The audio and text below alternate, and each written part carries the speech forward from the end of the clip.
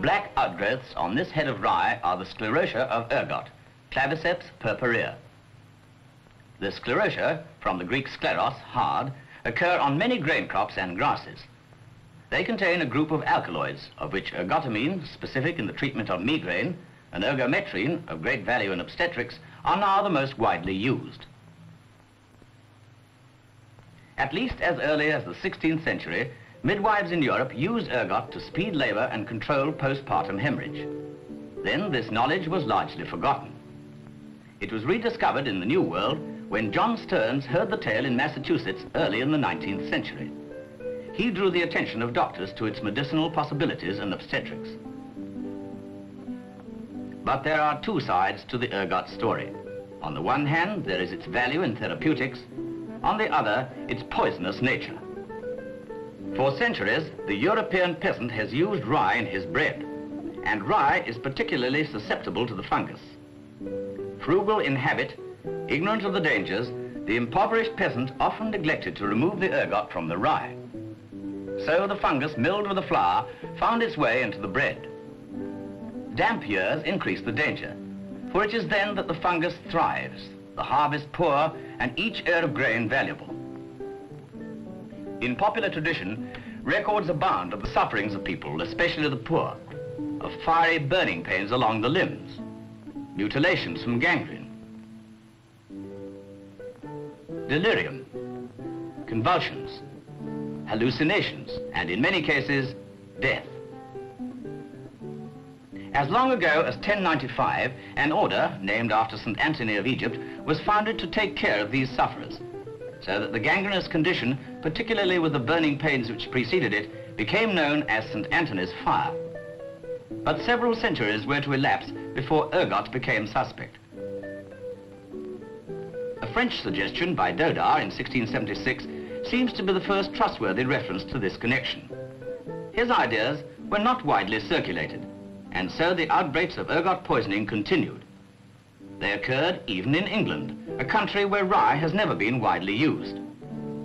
One outbreak occurred at Wattisham near Bury St. Edmunds in 1792. In the tower of the village church, there is a tablet recording the deaths of the wife and children of a poor agricultural labourer.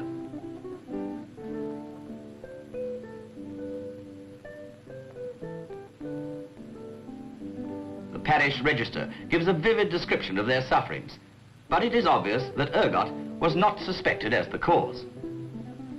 Elizabeth, the next daughter, aged 14 years, was on the next day, namely, Monday, January the 11th, 1762, seized only in one leg and foot, which she could not set on the floor for 3 weeks, but stood all that time upon the other, leaning against the chimney.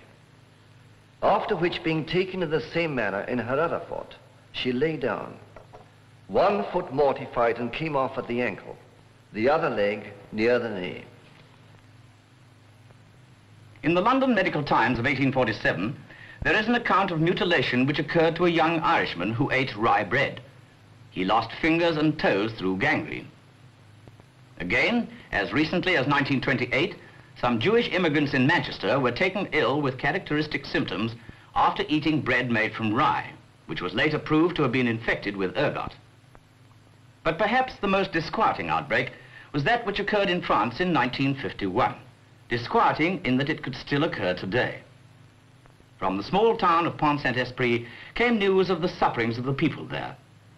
Through the newspapers, the world learned of the hallucinations, convulsions, delirium, and deaths which had resulted from ergot poisoning. Unfortunately, the poisoning of farm stock from ergot-infected grasses other than rye is still fairly common. This heifer is typical. It is lame as the result of gangrene developing in the extremities. Here it is in the hoof and also in the tail. Ergot belongs to the group of fungi known as ascomycetes. It is therefore related to the stag's horn fungus, Sileria hypoxylon,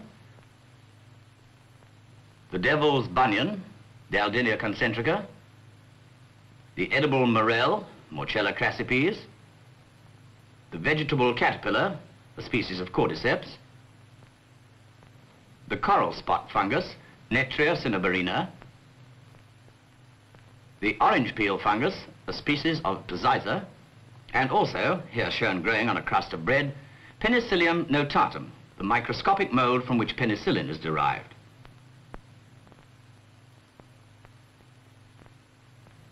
The ergot sclerosum is a tough resting body which, when fully developed, falls from the ear.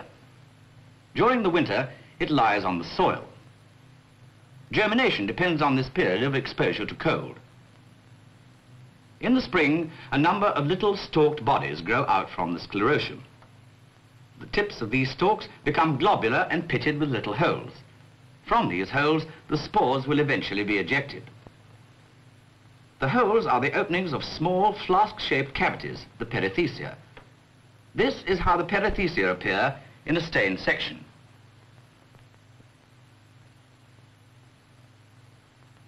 Each perithecium is lined with fungal threads, the hyphae. A single multinucleate hypha elongates and produces a side branch. After nuclear division, copulation takes place between these branches, and the nuclei associate in pairs. Elongation occurs, and cell walls are laid down. Small projections, each containing 2 nuclei, grow from the sides of these cells. This process is known as hook formation.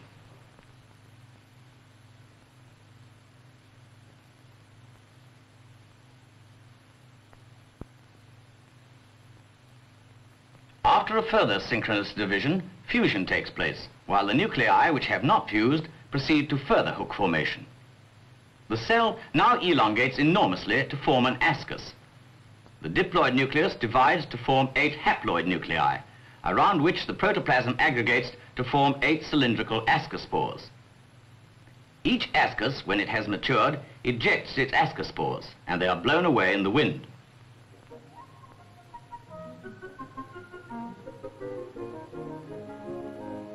At this time, the rye is coming into flower. The anthers, 3 to each flower, burst forth and shed their pollen.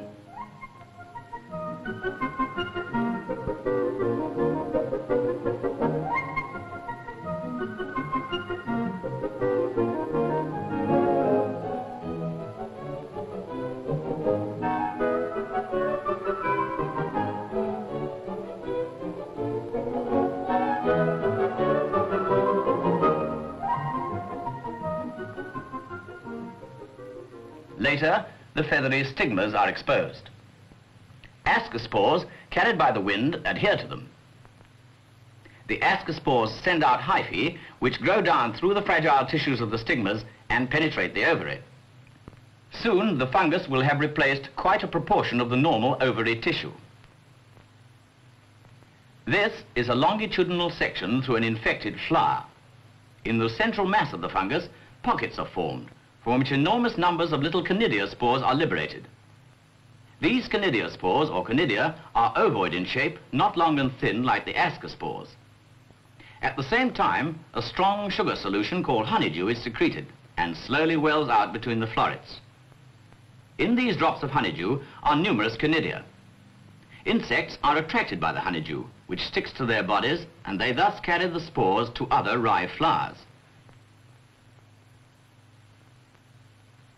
If deposited on the stigmas, the spores will germinate, as they are doing here, and infect the ovaries of more flowers.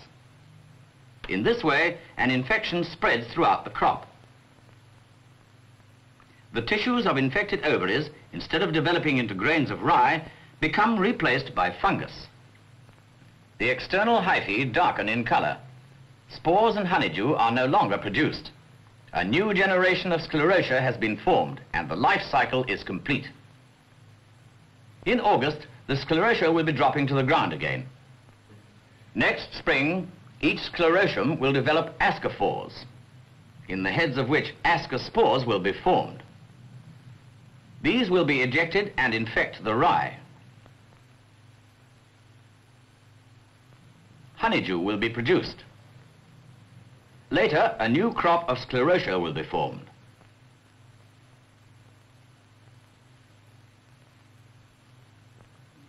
Ergot will grow on a variety of cereals and other grasses, such as wheat, barley, ryegrass, Lolium perenne, tussock grass, Discampsia cespitosa, cocksfoot, Dactylis glomerata, and Yorkshire fog, Halcus lanatus. The demand for ergot alkaloids for medicinal uses is increasing, and greater quantities are being used annually. Supplies can only come from the grasslands and cereal farms of the temperate zone. To the peasants of some of these areas, such as those of northwest Spain and Portugal, the fungus which infects their rye has now become an important crop. The peasants pick the ergot by hand from the standing crop, and when they feel it will command the highest price, take it to dealers in the local village market.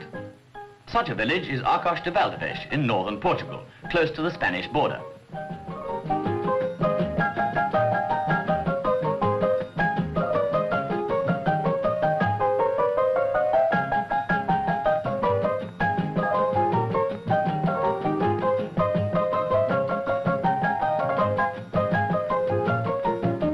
Here the dealers set up their stalls. Barter is often the vehicle of trade, and few are the dealers who inquire whether the ergot was smuggled across the border.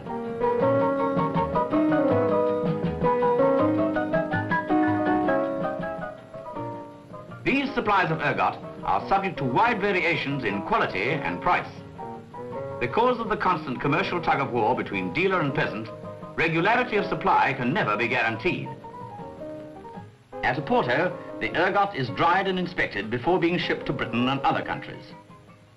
20 sacks of ergot may yield as little as 100 grams of ergometrine, the yield depending greatly on the strain of ergot. Thus, it is not surprising that a great deal of attention has been paid to the possibility of cultivating ergot and developing better strains. In the laboratory, it is possible to dispense with part of the normal life cycle. Conidia are produced by a mycelium which is grown under sterile conditions from the sclerotia.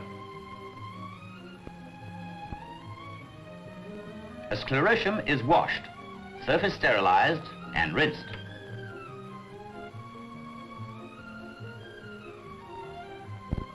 Now soft enough to cut easily, sections are placed on a nutrient medium in petri dishes.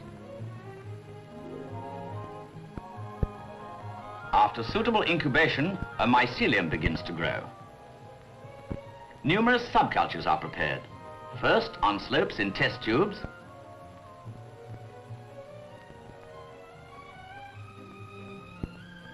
then later in Thompson bottles.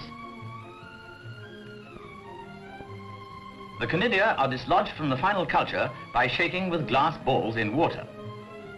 A suspension of spores is thus prepared and is removed by suction. Pure cane sugar is added to make a 50% solution. This fluid is maintained at a low temperature to retard germination of the spores. A trial dilution is prepared to determine the concentration of spores.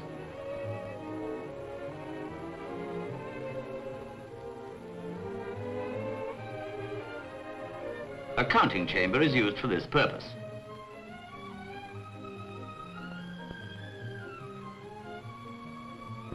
Here, through a microscope, we see the appearance of the conidia.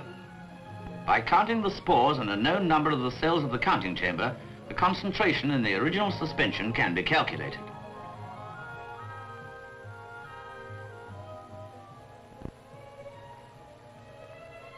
In the field, the stock suspension is diluted according to the calculations made in the laboratory.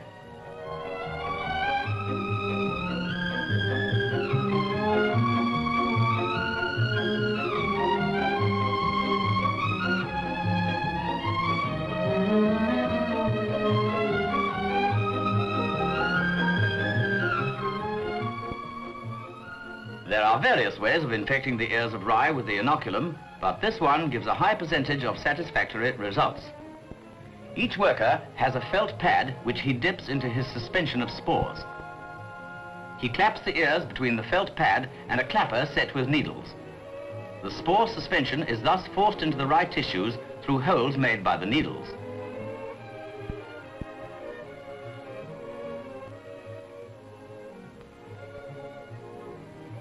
a later date, the ears missed by the clapping technique are infected with spores obtained from the developing honeydew. Under natural conditions, this operation is performed by insects and is therefore unpredictable. And so man aids nature in ensuring completion of the task. Using brushes with nylon bristles, the worker sweeps the honeydew from plant to plant. His protective clothing is necessary because of the sticky nature of the honeydew. These techniques achieve two objects. They enable known strains of ergot to be perpetuated, and they ensure a heavy and satisfactory crop.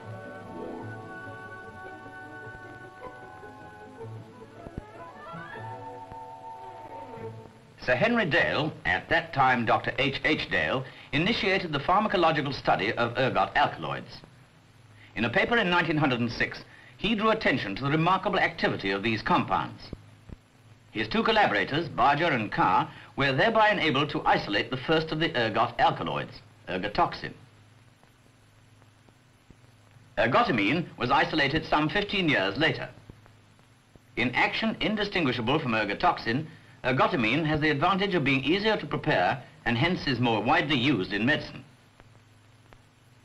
Ergometrine, a more recent discovery, differs in type and action from ergotoxin and ergotamine.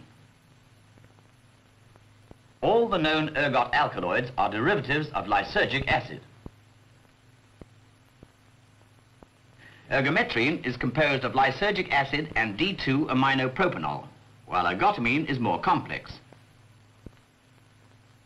These, the two ergot alkaloids most commonly used in medical practice, have to be separated from the many other substances contained in ergot. The methods we are about to see are essentially the same as those used in large-scale manufacture. The ergot is ground and macerated with sodium bicarbonate and water.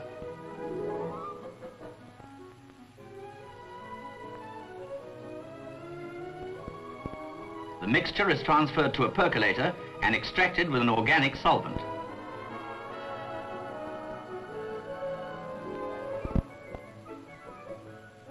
This percolate, containing all the alkaloids, is chemically and physically assayed. Then an acid solution is added to the percolate, which, on shaking, takes out the alkaloids. The solution is run off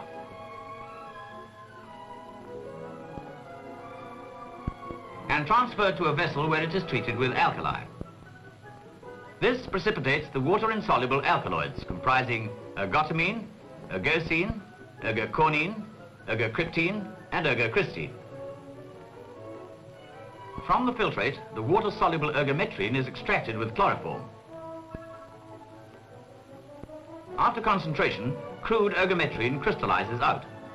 It is further purified to give ergometrine maleate.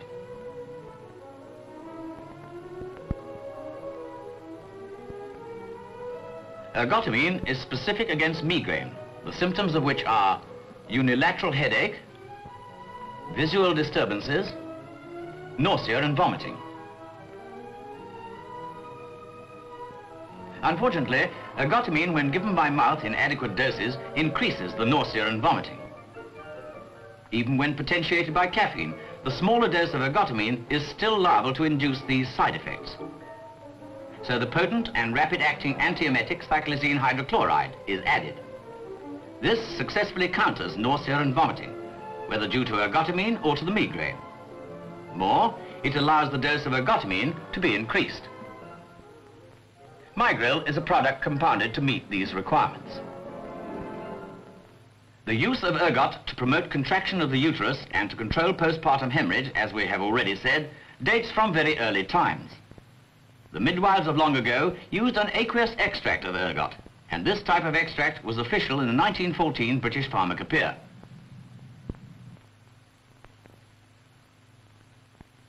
In the 1932 revision, it was replaced by an alcoholic extract on the ground that the active principles known at that date, ergotoxin and ergotamine, were soluble in alcohol but scarcely at all in water. Many practitioners, however, after trying the new preparation, expressed a preference for the old watery extract. Their views, and incidentally those of many generations of midwives, were vindicated when the obstetrician, Dr. Chasser-Moyer, clearly showed by mechanical tracings that the watery extract caused a powerful contraction of the human uterus after childbirth, and that this action could not be explained by any of the then known alkaloids. And here is Professor Chassamour to continue the story himself. These were exciting days, and I vividly recall the details of the hunt for this new active principle of ergot. I was working at the time with Professor F.J. Brown in University College Hospital, London, and now, at Sir Henry Dale's suggestion, I also collaborated with the chemist, the late Dr. H.W. Dudley, Dudley preparing the ergot fractions, and I testing them on the human subject. After 3 years of continuous work, Dudley succeeded in 1935 in isolating the elusive principle, which at Sir Henry Dale's suggestion we named ergometrine, metra being the Greek for uterus. Our paper described ergometrine as an alkaloid over 3 times more soluble in water than in alcohol, and by far the most potent oxytocic agent yet isolated from ergot, with the property also of being rapidly absorbed when given by mouth. Shortly after the publication of our paper, the same alkaloid was described from 3 other laboratories, where the search for it must have been simultaneously but independently in progress. In the United States Pharmacopoeia, by the way, ergometrine is known as ergonovine. And now let us see ergometrine in routine use at University College Hospital. This patient is in the 2nd stage of labor. As the child is born, ergometrine will be administered. Its action is to promote contraction and retraction of the uterus, thus expelling the placenta and minimizing the risk of postpartum hemorrhage.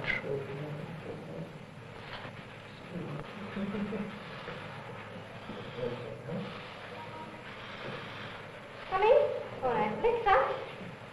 Deep breath in, hold it and push down. Right down. Right down, follow. Can you feel the dip? Good. That's a good answer. Push down in there.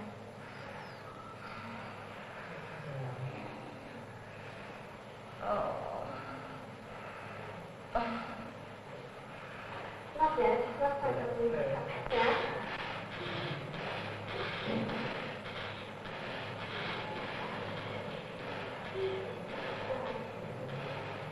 It's a boy!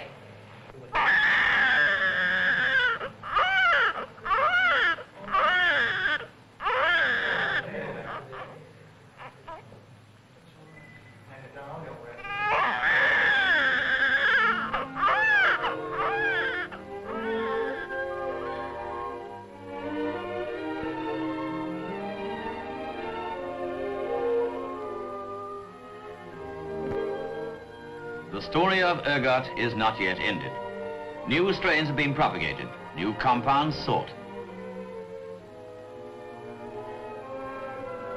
Who knows what undiscovered secrets may still remain within this quite extraordinary fungus?